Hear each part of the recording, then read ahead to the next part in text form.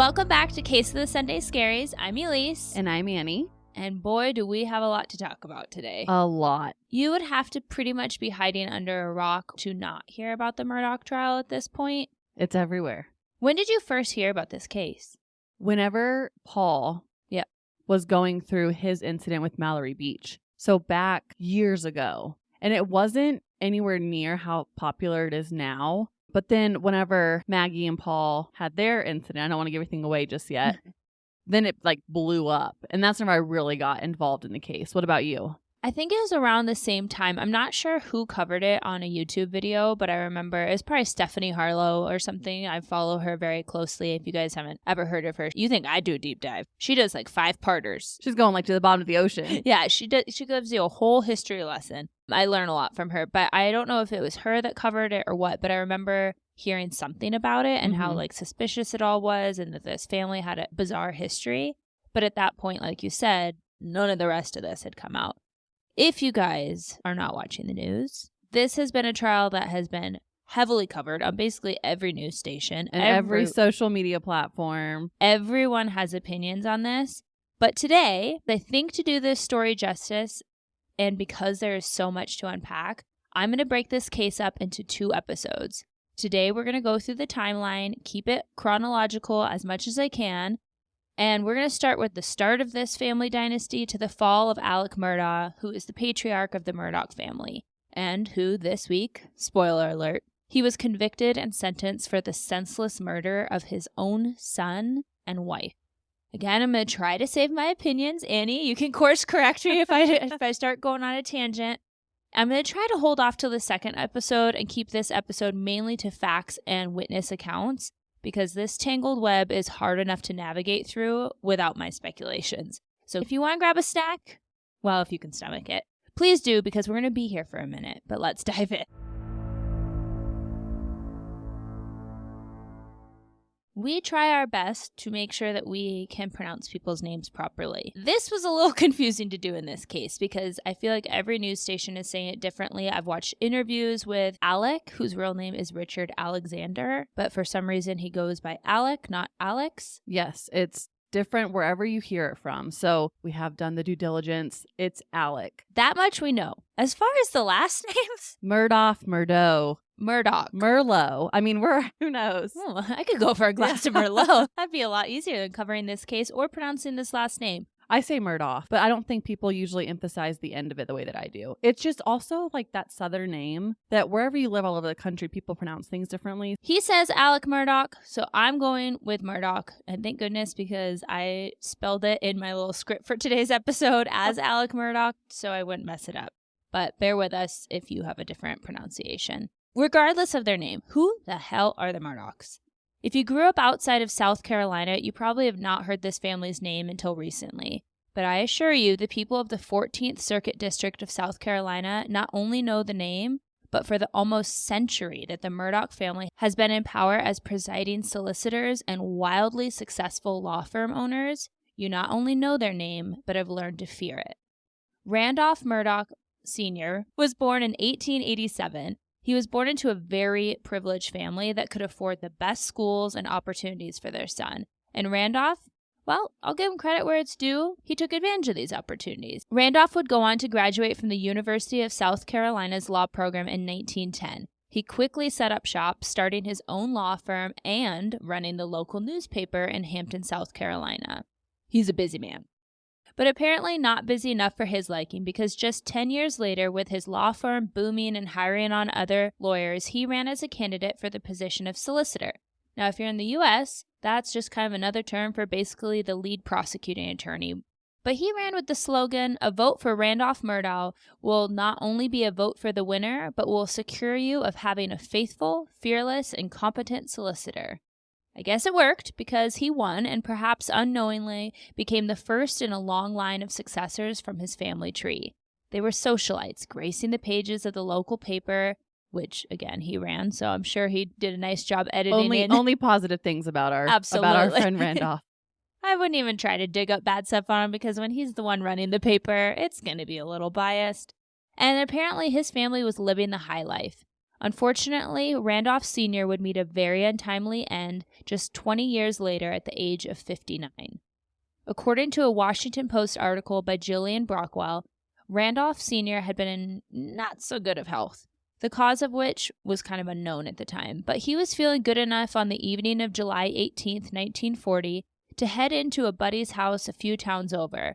But just hours later, on his return home around 1 a.m., Randolph Sr.'s car would come to a stop at a railroad crossing, and the train, unable to stop in time, collided with his vehicle, killing him instantly. Do we know if this was purposeful? The train engineer would later give a statement that as the train approached, Randolph Sr.'s vehicle was not on the tracks, but instead parked near it, and he seemed to lift his hand in a wave to the conductor of the oncoming train. But just moments before the train crossed, the car sped up, moving onto the tracks and coming to a complete stop on the tracks. So we will probably never know if this was done deliberately in a successful attempt to end his own life, or if maybe they were throwing back some martinis, having some cigars, being men of that era, and let's be honest, men of this era too. And women. You know, I like a good martini every once and a in good cigar. I'm not going to lie. Well, not right now, you can't, No. but in a couple months, Yes. we'll enjoy them together. So maybe he's at his buddy's house, they're having some drinks, and maybe he made a fatal error while intoxicated. Put his foot on the gas instead of the brake. His body was recovered almost 150 feet away from the point of impact. So there's not a whole lot they could do to figure out what had happened there, especially if you keep in mind this is the early 1900s. So what is a family of lawyers to do when they lose their patriarch? Make more lawyers. Sure, but they're also going to file a lawsuit. Of course. His son, Randolph Jr., filed a lawsuit against the railroad company CSX Transportation, saying that the poor maintenance of the tracks contributed to their father's death.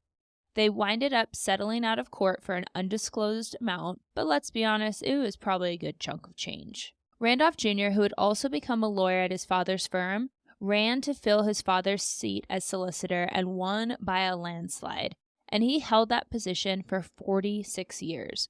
A Wikipedia article about the Murdaughs tells us that he was quite the showman in the courtroom and would often act out the murders almost in some sort of weird game of charades. He liked the attention. He loved the spotlight. He wanted all eyes on him. He had that powerful name backing him up. He probably thought he could do no wrong. Yeah, and we would go on to find out that was pretty much true. His performances, I'm going to call them performances, would really capture the attention of the jury, but it got him into some hot water with the judges. When I'm picturing this in my head, did you ever watch Matlock? No. It kind of reminded me of the show Matlock, where you see this kind of nice southern old man, and he's in the courtroom, and you're not really sure how the episode's going to go, but you're like, oh, it's that person, that he's guilty. And then they do that thing on the stand where it's like, but no, it was her, and like turns to someone in the audience. And everyone goes, yeah. I picture that's kind of what it was like, because if you think now we have all this technology where we can kind of show more stuff in court. So it sounds like he took it upon himself to create the show and bring the jury in, which could be a really good thing. he sounds like he was good at his job for sure. Well, was he? Or was he just blessed to be born into a family? Maybe, or maybe he was just a very talented performer. He should have been on Broadway. Greatest showman. He missed his calling. He retired in 1986, but not before facing charges from a federal grand jury for helping alert bootleggers in South Carolina to get out of town. But of course, he was acquitted. That was not the end of their reign, though, because then there's Randolph III. I know I said I was going to put my opinions in here. It's a lot of Randolphs. It's a lot of Randolphs. He took over as a solicitor after his father's retirement in 1986, and he would hold that office until he retired in 2006. So now we have 3 Murdaughs, all Randolph 1, 2, and 3, all with the same name, which, to your point, Annie, I think is a little odd, if I'm honest. You do you, obviously, but I don't really understand the desire to pass down your entire first and last name generation after generation. To me, it kind of reads as like, here, son, let me remind you every day that you are living in my shadow and must live up to this name and the profession that we have chosen for you from birth. Yeah, I wonder if because that name was so powerful, they thought it was like a blessing. Like, you're lucky to be named after me because everyone's going to know who you are from the time you're a wee little 2-year-old in the grocery store going up through law school. It is crazy how names work. Yeah, like you're an extension of that person, right? You're sharing the same name. Yeah. There's a weight that comes with that name. There's a power that certainly came with this family's name. But I just wonder if that would kind of mess a kid up a little bit of like, okay, now I'm the 4th, 5th, 15th of these people. Do I have an option of what I'm supposed to do in my life? That's a good point. And what expectation am I supposed to live up to?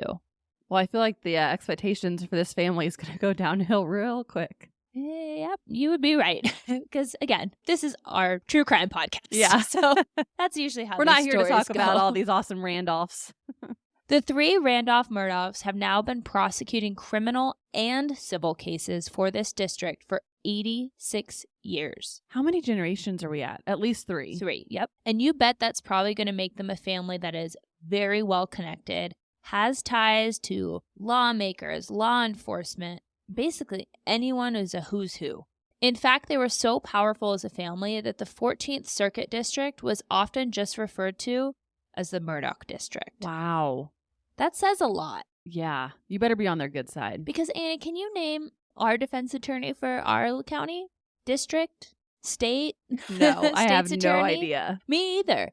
So the fact that this family was so well known that that's the nickname they got, this is a smaller town than Denver, obviously. But still, that says a lot. And they've planted their seed, and this Murdaugh tree is just growing.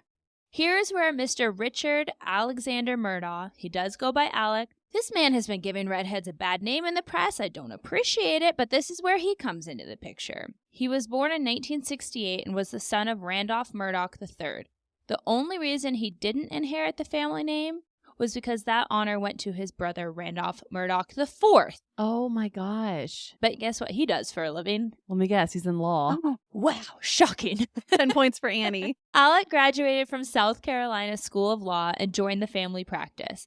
He married Margaret Kennedy Brandstetter. She went by Maggie, so that's how I'm going to refer to her throughout the episode. And together they had 2 sons, Richard Alexander, because now we got to name him after yourself, The tree right? is now having another branch shoot out of its trunk, and it's like, okay, we're going to repeat the name Richard now. Yep, so you got the Richards and the Randolphs. It's kind of like the Kardashians with It all is. the K names. At this point, it is. And then the other one's name is so simple. Paul. I like that. I do want to point out Richard Alexander Jr., his nickname was Buster, and that's what everybody called him. Before I get into the suspicious deaths surrounding this family, we need to talk a little bit about the family practice.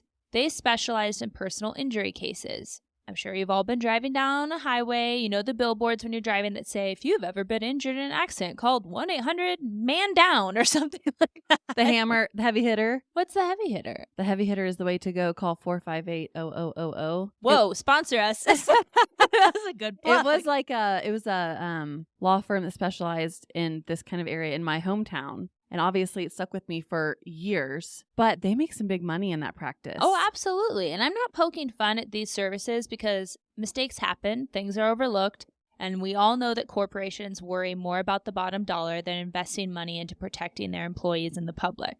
I could do episodes probably till the end of time covering just wrongful death suits to negligence on corporations' behalf. The reason I'm giggling, though, is kind of what Annie said. Some of these commercials and jingles for these accident attorneys are cringy, but they stay with you. Yeah, it's like they just drill a little hole into your brain. Anyways, their law firm was massively successful, and they received millions upon millions in settlements for their clients. Which all sounds great if Alec wasn't allegedly being such a shady-ass man who cared more about his family's image and keeping up with the Joneses, the very rich Joneses, than making sure his clients or the families of his clients were taken care of.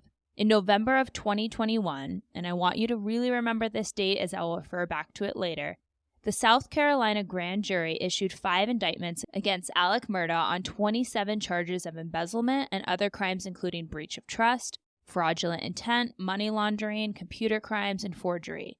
But to date, Alec Murdaugh has been charged with 88 crimes, all relating to fraud and embezzlement. My jaw is on the ground. That is so 88. many. Obviously, we'd be here for a while if I try to go into detail about each one, but let me sum up what Alec is suspected of doing. He would represent a client in a wrongful death or injury claim, then secretly come to a settlement agreement for his clients with whoever they were suing, then would tell the family that the settlement was for a smaller amount and pocket the rest of it for himself. And I know what you may be thinking, listeners. Well, if he's the lawyer representing the client, then his pay usually does come out of the settlement money. Of course, he's going to take what is owed to him for representing these clients. Well, and also the thing is, he's the one with the contracts. He's the one doing the negotiating. He's the one keeping them in the dark. That's my issue. It's one thing to go, hey, I charge a lot of money. I'm actually going to take this big chunk of your settlement, FYI. But to hide that from people is disgusting. It actually gets more gross than you can even imagine, because not only is he just charging a significant portion, which makes sense. You know, once you have really established yourself as a lawyer, your price goes up, as it should. Or your grandpa established it for you. Yeah. Well, yeah, you're not wrong there. That's fine. I have no problem with that. Know your worth, baby. Sure. But also, that's not what he was doing. He was taking the money that was owed to him as a representative of these families.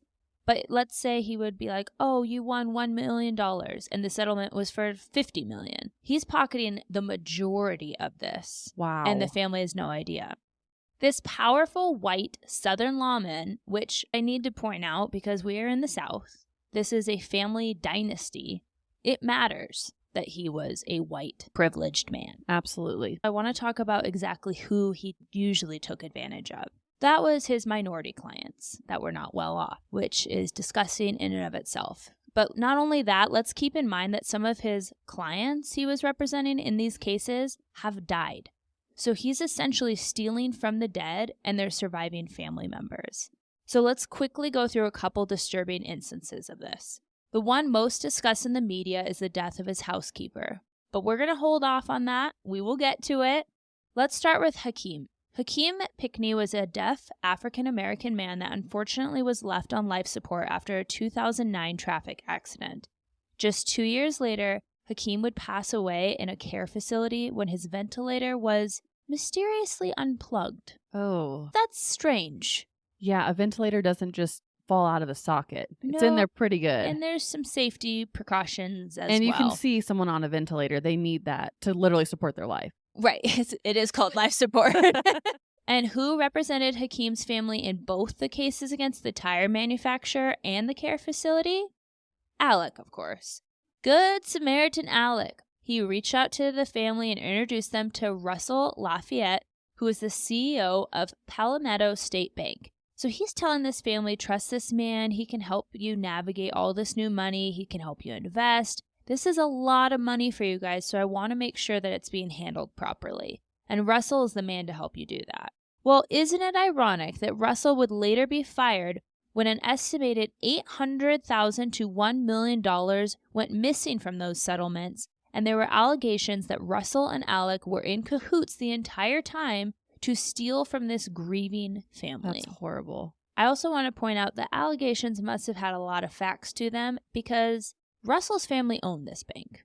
They had for over a century. So they're not going to take out one of their own and the CEO unless they're doing some serious damage control. And he had some charges pressed against him as well. Or what about Sandra Taylor, a woman who was tragically killed by a drunk driver? Here comes Alex again to save the day and represent Sandra's mom in a lawsuit. Except imagine her surprise when Alec told her they had indeed reached a settlement for $30,000, and she later found out that the settlement was for well over $180,000. He was willing to allegedly steal $150,000 from yet again the family of someone who is grieving the untimely loss of their loved one. Well, and families in that position, you're going to trust the lawyer. I'm sure he put on, like his grandpa, such a show, such the Southern gentleman, like, I have your best interests at heart. I'm going to help you. I'll handle all the contracts. I'll handle the money. Here's a great banker. I'm setting. You feel kind of special, like, okay, my life is at this low point, but I have someone here, kind of the saving grace. Yeah, to your point earlier, he knew exactly who he was choosing. Absolutely. And I've watched interviews with him, and I got to say, I get why it worked. Yeah. That Southern accent makes you sound as sweet as pie. It does. Polite. I mean, just by nature, I hear a bless your heart, and I still think it's a compliment, even though I know better. Honestly, that alone is enough to form my opinion of Alec. And if you can sleep at night knowing your riches are built off embezzling and flat out stealing money from the dead, I already know you're pond scum with no moral compass. But now we need to get back a little bit in time to start the timeline of the mysterious deaths surrounding the Murdaugh family. In July of 2015, a passerby called 911 to report that he had found a body in the middle of the road. This was the body of 19-year-old Stephen Smith. Stephen was a gorgeous young man. I mean, he really was. Looker. Yeah, he's so cute, little face, better eyebrow grooming than I've ever had. Great blonde bang swoops. I mean, he had it all. He kind of had the Bieber look almost. He was studying nursing at a tech school before going on, hopefully, to pursue his long-term goal of becoming a doctor. It doesn't seem that there was one person who had anything unkind to say about Stephen. He was charming, had a lot of great friends who accepted and loved him for who he was, which was a massive support to the teen who was openly gay. Stephen was found in the middle of a 2-lane road. He had substantial blunt force trauma to his head and scratches on his arms. His shoes, which I will put a picture up on our Instagram, are often brought up in reference to this case because they were very loosely tied, but yet still were on Stephen's feet. I honestly would call it a stretch to even say that they were tied. They looked like he had slipped them on, maybe rushing out the door for class or something. They were not substantially secured to his feet. When the local sheriff's office arrived at the scene, they were really quick to start labeling this a hit and run. Why? Well, because the body was found in the middle of the road. That is pretty much a statement you'll hear repeatedly when you hear interviews or you read any type of notes around this case, is that everyone's answer was he was in the middle of the road. Very dismissive. Yeah, and we're going to get into that. But let's go over the evidence and see if us armchair detectives can spot some puzzling evidence here. Stephen's car was broken down alongside of the road 3 miles away from where the body was found. To me, that doesn't seem all that suspicious. Maybe Stephen ran out of gas, pulled over on the side of the road, and realizing the issues was going to walk to the next gas station. After all, his gas tank cover was taken off. Okay. But Stephen was found in the road the opposite direction of the closest gas station. Like, if you look at where his car was, he was clearly walking away in the opposite direction of the nearest gas station. And is the assumption that he knew this road? He knew which way to go. Okay. It was a common road for him. Well, he had to take it very often to and from school and work and all that. What makes this theory even less likely? Stephen's wallet was found inside the vehicle. So if he was walking to get gas, what was he going to buy that gas with? Okay, so maybe he thought, I'm going to play devil's advocate. Maybe he thought he was closer to home than he really was. And he would just walk home and worry about it in the morning. But still, that doesn't make a whole lot of sense to leave your wallet out in the open overnight like that. No, I feel like everyone, keys, phone, wallet, boom, boom, boom. You have them all at once. Right. I'm going to run down some forensic evidence at the scene that also had me puzzled about how, and really questioning why, the local sheriff's office was so quick to rule Stephen's death a hit and run. Like I said, there was blunt force trauma to Stephen's head, but yet the blood found at the scene was pooled very close to the body. Not to be too morbid, but you would think if he was struck by a vehicle, the blood evidence would show the point of impact as well as maybe the trajectory the body took after, or if Stephen's poor body had been dragged or relocated by the car, we would see evidence of that blood moving in a certain pattern. 100%. But yet, it's all just there at the point of impact. Okay. What's more, if a car struck him, then why was there no broken glass from a car mirror or window breaking? There was no plastic or metal broken off car parts at the scene of the crime whatsoever. If he was lifted off the ground by the force of this impact, then how can the shoes that were barely on to begin with not come flying off his feet? There was also no skid marks indicating someone had slammed on the brakes or tried to swerve away like you would if you saw a deer crossing the road. Nothing. What's more, what logical sense does it make that a smart, quite honestly brilliant young man would choose to walk in the center of the road at night? Because to believe the sheriff's office and pair their story with the blood found at the scene, he would have had to be in the center of the road, struck by a vehicle, and then crumpled to the ground exactly where he was hit. Yeah, it doesn't make any sense. No, I'm not a forensic expert, and I don't even pretend to understand anything about physics. That is way over my head. But you don't have to be for that just logically to not make any sense whatsoever. But what does this have to do with the Murdaugh family? Before I get into that, I want to say that this is currently an open investigation, and a lot of the witness statements could just be hearsay. So let's keep an open mind and walk through some suspicious activity by the Murdaugh family in Stephen's case. Before Stephen's father could even get down to discuss the investigation with police, it's reported that he got a very surprising phone call from Alec's dad. Remember Mr. Randolph Murdaugh III? Offering not only his legal representation at no cost, but also investigative services. He even requested that the family give him Stephen's phone and social media passwords to help aid his investigation. That is so sketchy. So as Stephen's dad is on the way, he gets a call. He hadn't even left the house yet. Which obviously just goes to show that law enforcement was calling Randolph, or he was there with Or them. he was aware of it real quick. Yeah.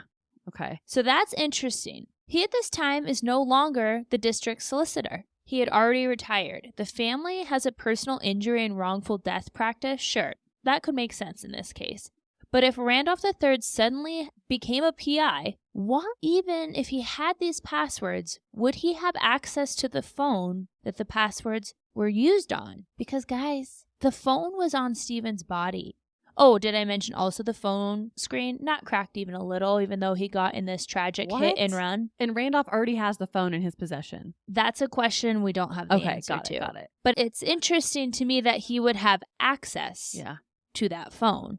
At least that's the implication. When someone says, I need a social media passwords, well, you can log into Instagram off your laptop or any laptop, right? If you have the password. But how would he get into his phone if he didn't have access to it? Something's up. Furthermore, as investigators looked into the crime, multiple tips from witnesses came forward naming Buster Murdaugh as either being a part of the death of Stephen, or they alleged that the former high school peers had been intimately and romantically involved. I do not make it my business to out people or speculate on anyone's sexuality. That's their journey, and frankly, none of my business, and I don't care who you like. It's of no consequence to me. But it should become the business of these investigators to look into if there is truth to these rumors. Because, I hate to say it, those closest to you are usually the ones that are involved in stuff like this. And they're the ones who are looked at very closely in the beginning. As soon as anything happens, you go to the husband or the wife.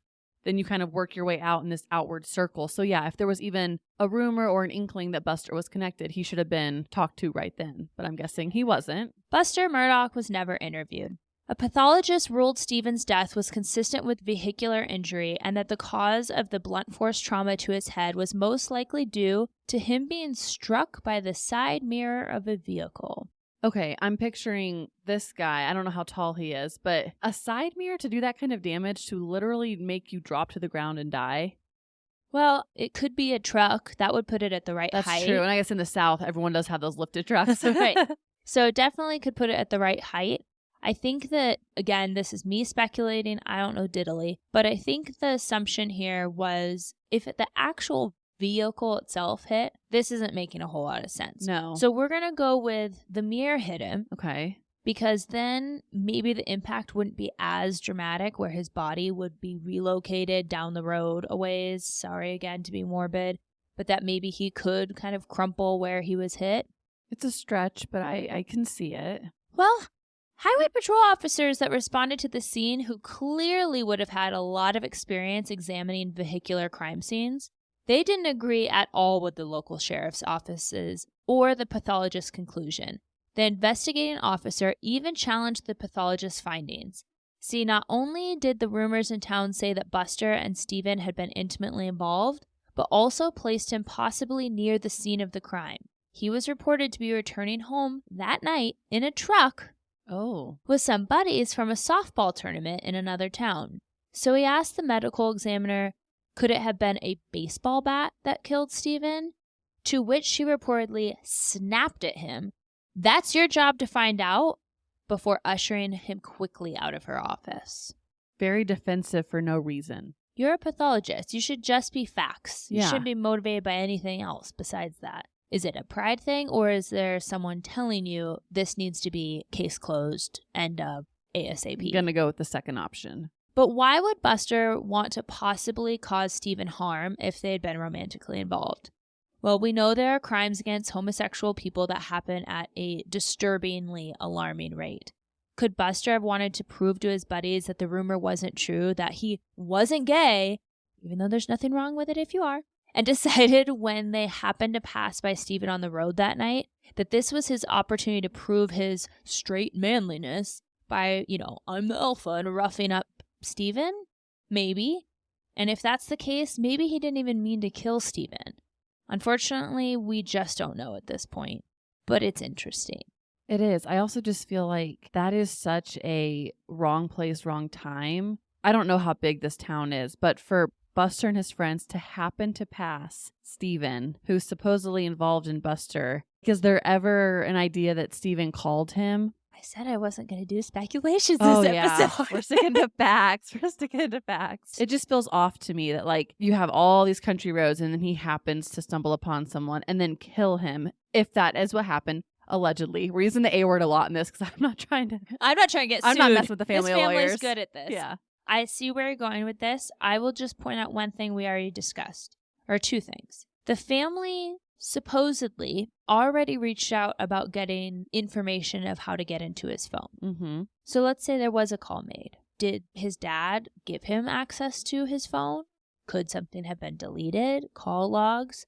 Or maybe the dad didn't do that at all, and once it was into evidence, who would have a lot of power and access to some law enforcement that I'm sure they've done favors through. That's throughout so the true. Years. Yeah. So I can't answer that question, but I don't think it's that far-fetched when you see what happens later that this family should be looked into, to put it very mildly, because they are very good at hiding not only money, but evidence. And whatever story they want to tell is the story that is usually told to the media, told the other survivors of these incidents. It's almost like hard to believe this is real life. Oh, no, it sounds fake. Everything with this family is like, this is out of a horror movie. This isn't truly It's like watching happening. Dynasty. Yeah. That old, like with the big hair and the Aquanet hairstyles and all that stuff and the gaudy jewelry. That's what I feel like I'm watching, is some ridiculous soap opera where you watch it and you're like, oh, this is so fake. So unbelievable. I gotta stay for the next episode to see whose, son was really their brother or whatever the case is. It's hard to believe. It's so far from how I grew up. Obviously, I didn't grow up in the South and the culture there and all of that, but it's also just hard to believe when you look into the facts. Because, quite frankly, some things that you think are facts, you have to also keep an open mind that maybe they've been altered by this family before we're reading them as factual information. So true. Tragically, Stephen's father would die just a few months later after his son, in his sleep, of a heart attack. Many say he died due to a broken heart after losing his son. Prior to his death, it was reported that he told a friend, "I know the Murdaughs killed my son because he was gay. I know my son. He was seeing Buster." Oh, gosh. That gave me goosebumps. Like, as a dad, to know that, but also to know how powerful this family is. To know at the end of the day, justice is never going to be served. Like, that just feels so hopeless. Well, let's not say never. Okay, I like this. A little ray of sunshine shining through the windows. There are so many weird things that went on during this investigation, including the chain of command being broken with evidence, especially some concerning breaking of chain of command when they left Stephen's clothing from the scene at the funeral home for quite some time before entering into police custody. I want to just point out there was some microscopic paint chips found on this clothing, which obviously might not have been detected on his body at the scene. But I find it interesting that these paint chips weren't found anywhere else, just on the clothing that was not in police custody for a couple of days. So that's strange. That is strange. Then, knowing the multiple rumors about Buster and his relationship and him being directly involved with Stephen's death, it's just hard not to wonder if there was an elaborate cover-up by the Murdaugh family to make sure this case was ruled a hit and run, despite, in my opinion, clear indications that the evidence does not point to that. Thankfully, SLED, which is the acronym for South Carolina Law Enforcement Division, basically their version of like the FBI but at the state level, announced that they are taking over the investigation of Stephen's death due to new evidence that was uncovered during the Murdaugh murder case. And that's happening now? It was opened 2 weeks after he got arrested. Wow. We don't currently know what that evidence is that they found or came across, but I can only hope that if Buster was somehow involved or not, regardless, I just want answers for the Smith family. It cannot bring back Sandy Smith's beloved son or her husband, but this family deserves answers. This boy was 19 years old. With everything going for him. And truly, they need honest answers. Not just some placating, oh, he got hit by a mirror of a truck. No, that doesn't make a whole lot of sense. Prove it to me. Bring out a scientist that can prove to me how this is even possible. Absolutely. I also want to shout out that during my research, I found out that there is currently a change.org petition in memory of Stephen. South Carolina is one of the only 2 states in the nation that does not have a hate crime law at the state level. Hate crimes are crimes that typically involve violence that are motivated by prejudice on the basis of ethnicity, religion, sexual orientation, or similar grounds. I know we have amazing listeners on this podcast who believe that people should not be targets of violence for any reason, but specifically not targeted for what religion they practice, the color of their skin, or who they love. So I'm going to link the petition in the show notes, and I encourage you all to take a minute, join in with me, and sign the petition in memory of Stephen Smith.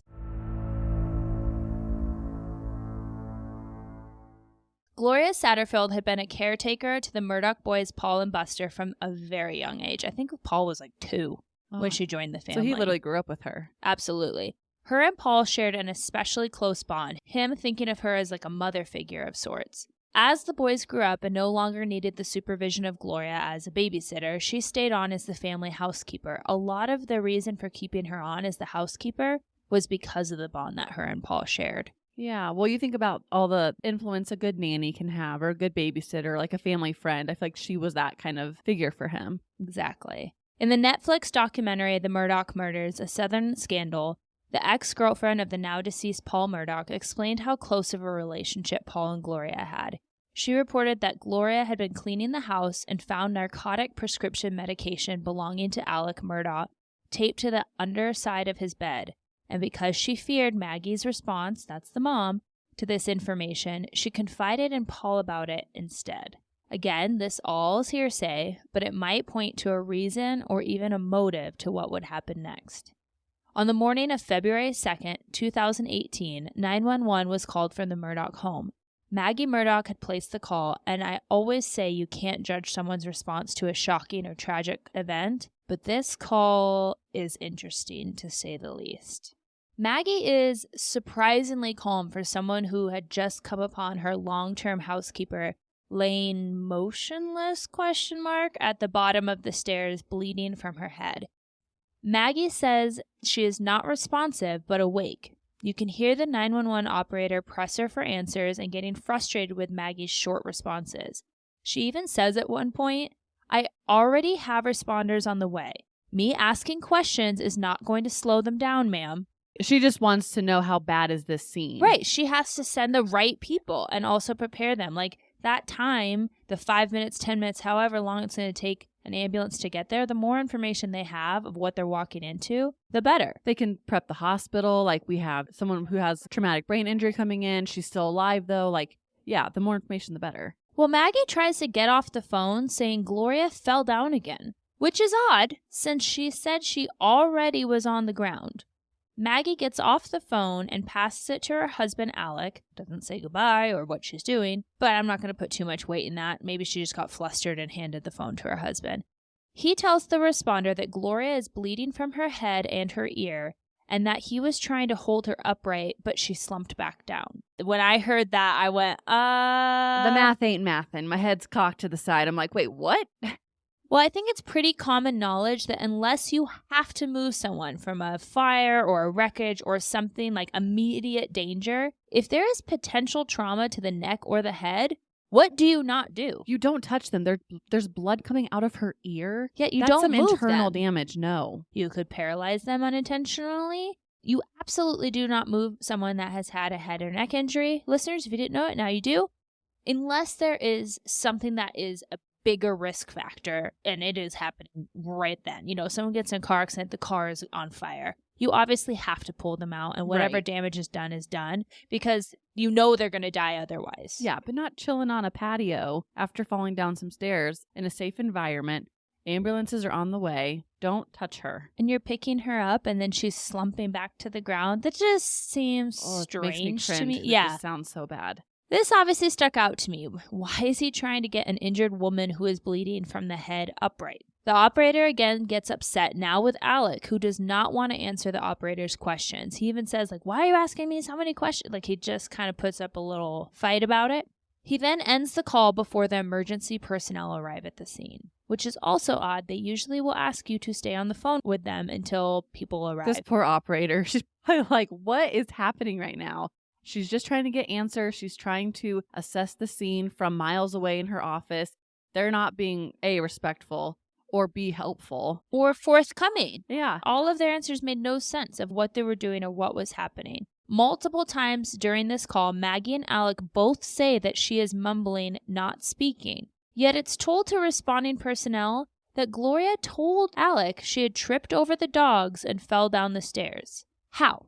Is it possible when the injury first happened she was able to speak? Sure, I guess.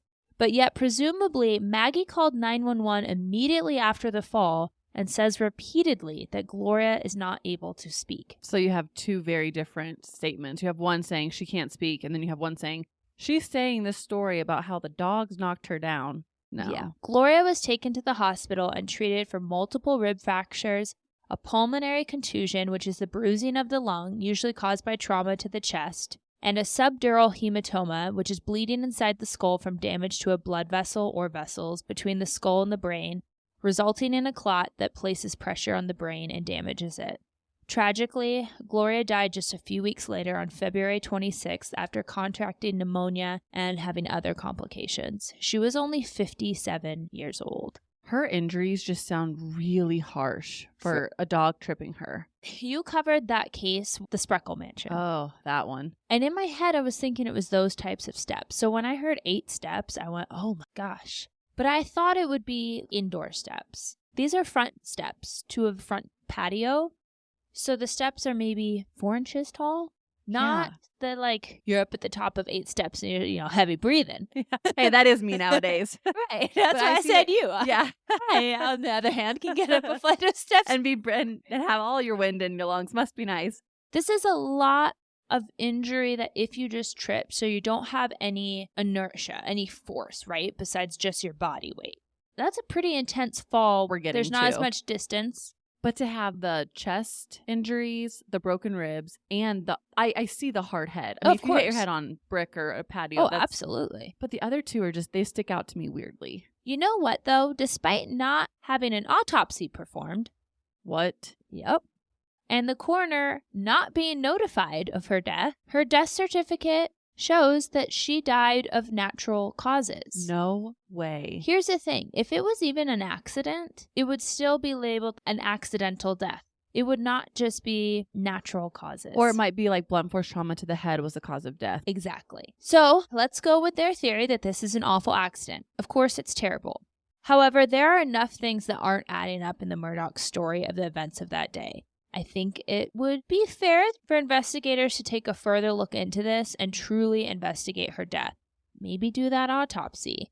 Did she possibly know too much about the family's dirty dealings? Because this is around that time where Alec really, as far as we know, he has very much started this embezzling and fraudulent money thing, plus finding the drugs underneath the bed. Maybe she told Maggie about the drugs, and it caused an altercation. She was already concerned about Maggie's response, and maybe she got pushed. We just don't know. But remember how I told you that Alec Murdaugh had allegedly long history of profiting off others' tragedies? Well, being the cold-hearted snake he is, he goes to her 2 grieving sons the day of her funeral and says, hey, let me represent you in a lawsuit against me. Since she was my employee and got hurt on my property, we will get medical expenses paid and make sure that you 2 boys are taken care of. Wow, how kind. Except when Alec received the almost $4.3 million payout from the insurance company, Gloria's sons never received a dime. My sentence is gone. Like, what? In fact, I read through Alec's text to this son. Interesting that he wrote, I am finally getting some movement in the case. When in reality, when he sent that text, 2 of the policies had already paid out and he had already pocketed it. Alec may not have caused the death of Gloria, but profiting off the death of someone, and this isn't just people now that were his clients, people that he didn't know. This is someone who is taking care of your 2 boys. Who basically raised your youngest. as her own, Yeah. practically, And Paul loved her. who's in your house every day, you have to be a certain kind of person to want to take advantage of someone that you know and love's family. That's a lot of money, too. Well, hopefully this is raising some eyebrows, and it seems like it has because her family has given permission for Gloria's body to be exhumed. As of March 3rd of this year, the exhumation has not taken place yet. That's interesting. So they're going to exhume her body and look at the injuries. And finally do an autopsy. I'm going to keep my little ears and eyes peeled. I know that the son has made a statement that he does not know at this point when they are going to be exhuming her body. I would imagine that they want to respect her and her privacy, and potentially we're waiting for the trial to get over. And they probably don't want cameras at the cemetery. Exactly. Like, that's too much. It's a lot. And the last thing anyone in that family needs, her brothers, sisters, sons, is to have to watch that take place and see footage of it. We've now covered 2 suspicious deaths that are speculated to be tied to Buster and potentially Alec or Maggie. But now we have come to a death that is absolutely the responsibility and the result of the decisions made by the youngest son, Paul Murdaugh. I have to be honest, this case is so troubling on so many levels, but it's also really difficult for me to navigate because while Paul was reckless and selfish and made decisions that directly resulted in the death of an innocent young girl, Paul later would become a victim himself. And usually I say we feel bad for what the perpetrator went through as a child, and yet we can still hate what they do as adults. But to me, this case is the reverse of that. I can hate the actions that Paul took as a teenager, and still we have to separate those feelings to remember that he was also the victim later in his short life when he was murdered in cold blood. I think the Netflix documentary that came out about this case really paints the story well. And if you have not watched it, I would encourage you to do so because friends and family of Mallory Beach show through pictures and statements just how incredibly special Mallory was. Beyond her outer beauty, which she had in leaps and bounds. I mean, Beautiful. She was so stunning. She seemed to be an incredibly loyal friend that would go out of her way to bring light to others who were struggling. Mallory was born April 18th, 1999, in Waterboro, South Carolina, to Philip Harley and Renee Searson Beach. She worked at a local clothing boutique and was attending college. She had also begun dating Anthony Cook, and from the videos, those two seem quite smitten. Just so sweet, so in love. And they had been friends since childhood. They were in the beginning stages of what looked like it could have been a great love story. They had a pretty tight-knit friend group. Mallory's best friends were Morgan and Miley, and they were in relationships with Paul Murdaugh and Anthony's cousin Connor Cook, respectively. Morgan talks pretty extensively in the documentary how Paul had begun drinking in excess and that their relationship had become toxic, even privately resulting in physical and verbal abuse. It seemed to have become such a pattern that they had even created a nickname for Paul's drunken alter ego. They called him Tommy. What I'm questioning is, how old are these kids? These are teenagers. They are definitely not legally able to drink, and I'm not going to knock them because that would be very hypocritical of me. I definitely had some drinks in high school. Yeah, it feels like an adult relationship. I mean, sadly, the abuse, the heavy drinking. And I'm thinking, aren't these like teenagers? His drinking, from all accounts, it seemed like it had become a problem and a problem that should have been addressed. But seemingly, Paul's parents almost encouraged this type of wild behavior, allowing and even supplying the underage teens with alcohol on quite a few occasions. I point this out because Morgan tells stories about how often when Paul would find himself in trouble, Alec Murdaugh or his grandfather, Randolph Murdaugh III, are we getting sick of saying these names yet? Because I am. Were quick to pull strings and make it go away. One night in particular after partying, Paul rolled the truck he was driving when Morgan was in the vehicle. But when Paul's parents showed up, they removed the alcohol and guns that had been inside of Paul's vehicle, took the kiddos home, and mysteriously was never reported and never came up again. On the night of February 23rd, 2019, Paul Murdaugh and Morgan paired up with Anthony and Mallory and Miley and Connor to attend an oyster roast, which I would not be attending if I was there because I hate oysters. I am team oyster till I die. I love oysters. Raw oysters. Yes. Give me all the horseradish, the cocktail sauce, the lemon juice, and give me a glass of champagne, and I'm a very happy person. Okay, now here's my point, and you just proved it in that statement. If you would never eat it raw without all those condiments... I do, though. You just are. I'm slurping them down. You're slurping them down with no condiments. None. One time Derek ate 18 oysters in 2 minutes, and I'm not kidding you. Like, we're big oyster people over here. So you like snotty textures. You can't talk about the texture. The texture Just is throw it vile. back. But oysters are huge in the South. Like these oyster roasted Oyster roast. That is hard to say. It is. They're big parties. So is that? I'm assuming that's what was going down. Oh, absolutely. And I get it. Like, my family's from the East Coast, and we would do big crab boils and things like that. I understand it. I'm just saying I would not have attended it. Now, I've never had an oyster cooked, though. I have. I do not like them cooked. Why? They get like gummy. Like you think the texture is weird if they're raw. Whenever they're boiled or roasted, they're like gummy. No, thank you. Not my thing. Anyway, enough about our personal Us and our eating oysters. habits. I will have champagne with you, though. Okay. It's rumored Paul had heard that there was going to be roadside traffic stops that evening, so he told the group he would drive them on his family's boat to the party. Paul was seen on surveillance video buying liquor at a convenience store with his brother Buster's ID. They all met at Paul's grandfather's house, and the three couples loaded up onto the speedboat to the oyster roast. Morgan reported that Paul was pretty darn intoxicated by the end of the party, but still refused to let anyone else drive the boat. It seems that Paul, when alcohol was involved, got kind of He was a jerk. He remembered his last name even if he forgot his first name. That's how I'm going to phrase it. Like, I'm untouchable. Let me do everything because my name, yeah. And quite frankly, why wouldn't he think that? We already know that teens don't have, like, their frontal lobe decision-making skills are not quite there. Then you add alcohol to the mix, but not only that, supposedly his family has gotten him out of a lot of messes before, so it's like, what's the worst that can happen? Apparently, he had not had enough, or at least in his mind, so he docked the boat around 1 a.m. and went to a local bar where he consumed 2 shots of hard alcohol with his buddy Connor, where the rest of the group waited around at the dock.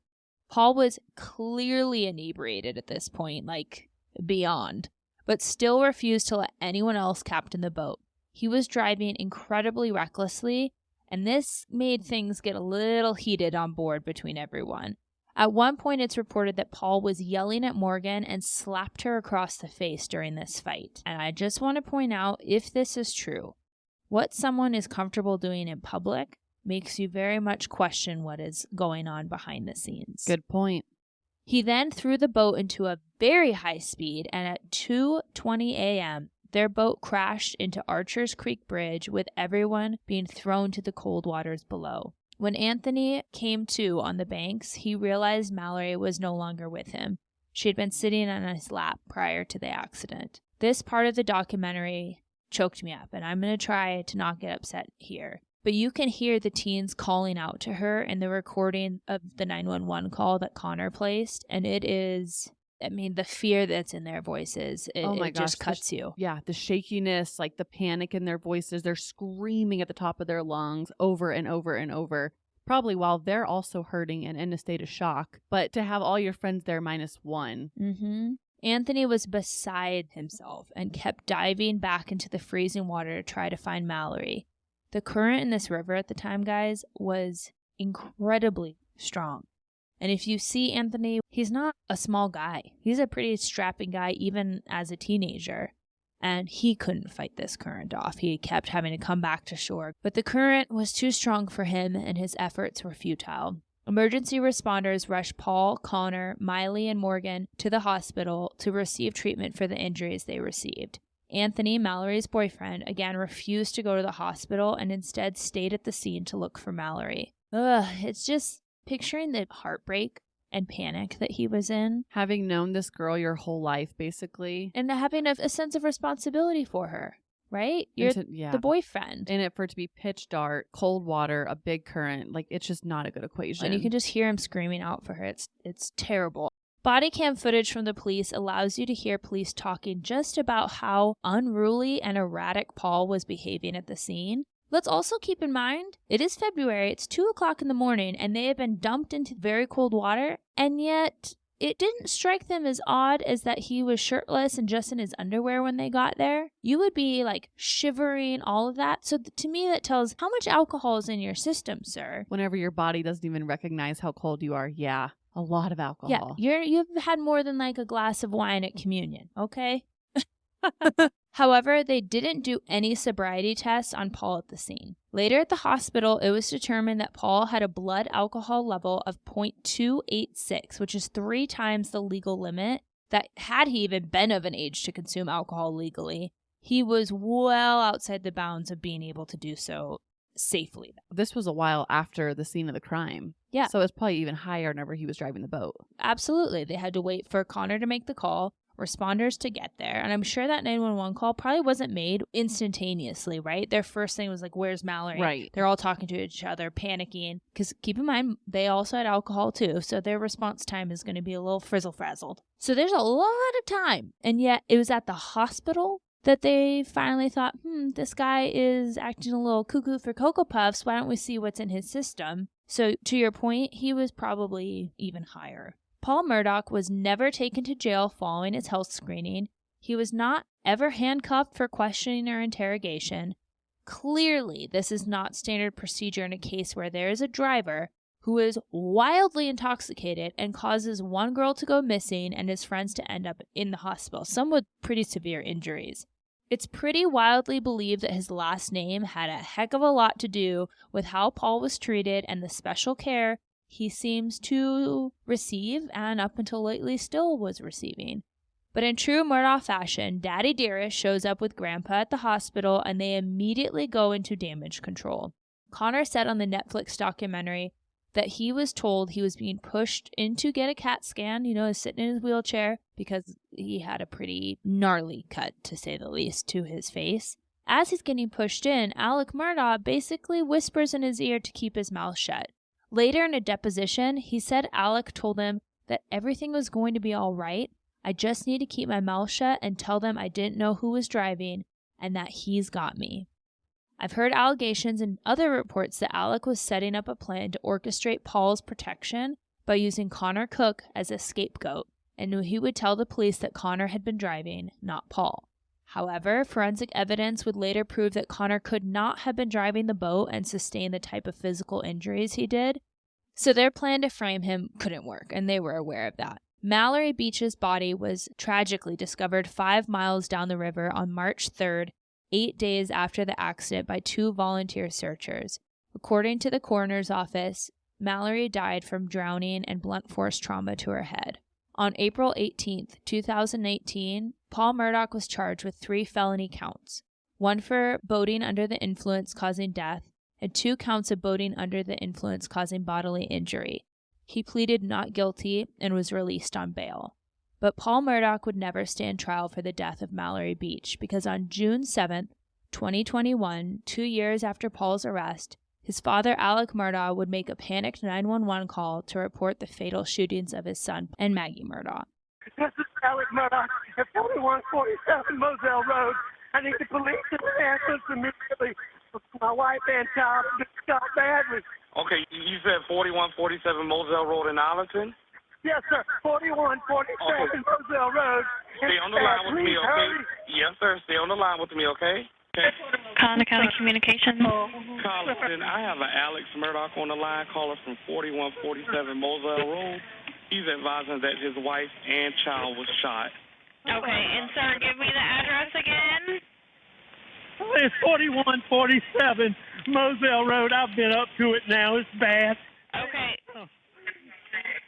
Okay, and are they breathing? No, ma'am. Okay, and you said it's your wife and your son? My wife and my son. Are they in a vehicle? No, ma'am. They're on the ground out at my kennels. Okay, and did you see anyone? Okay, is he breathing at all? No. Nobody. Is she? Okay, do you see anything? Do you see anyone in the area? No, ma'am. No, ma'am.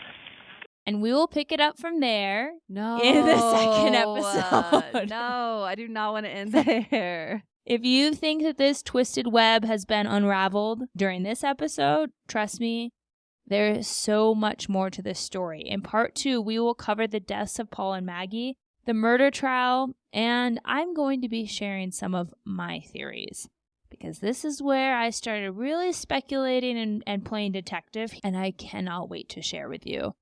As always, thank you so much for listening. You can follow us on Instagram at A Case of the Sunday Scaries. I look forward to meeting you back here for part 2 of the Murdaugh episode. But as always, until then.